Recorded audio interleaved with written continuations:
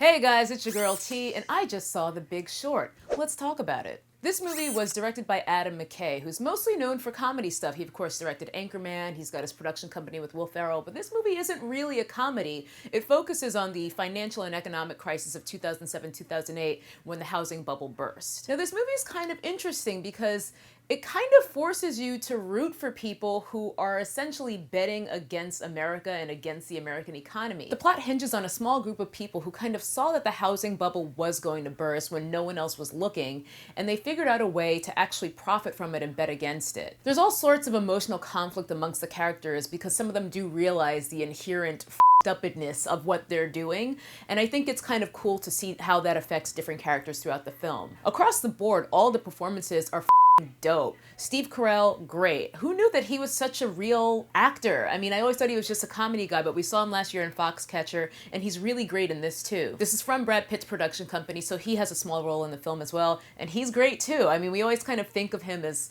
kind of just a hot guy, or at least most of the ladies do, but he's actually like a fine actor and he delivers yet another fine performance. There's also Ryan Gosling and Christian Bale, and they do great performances as well. So really, across the board, really well acted film. The movie has a really fast, almost frenetic pace. At first, there's so much financial and econ jargon being thrown at you that it's almost exhausting. It's a little bit tiresome at first, but after a while, it's almost like working out where once you get warmed up, you're able to kind of maintain the pace easier throughout the rest of it. So it's a little bit hard to get into it, but once you're into it, you're on board. They also have various timelines of pop culture things that were happening in tandem with this crisis behind the scenes, so you kind of have a way to place where you might understand where your life was while all this stuff was happening financially behind the scenes. And I thought that that was really cool. It's kind of a way to help cleave the things that you actually remember with the things that you should have been paying attention to. There are a lot of characters to keep track of and just a lot of financial terms to keep track of, but I think they come up with fun ways to keep you on track.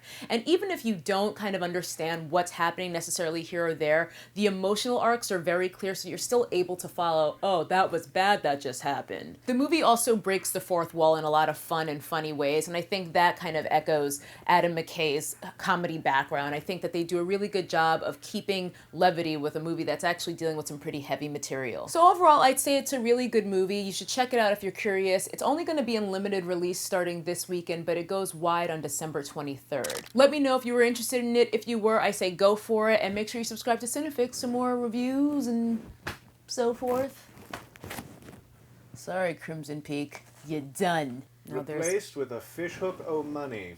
A fishhook of Monty. Fishhook of Monty?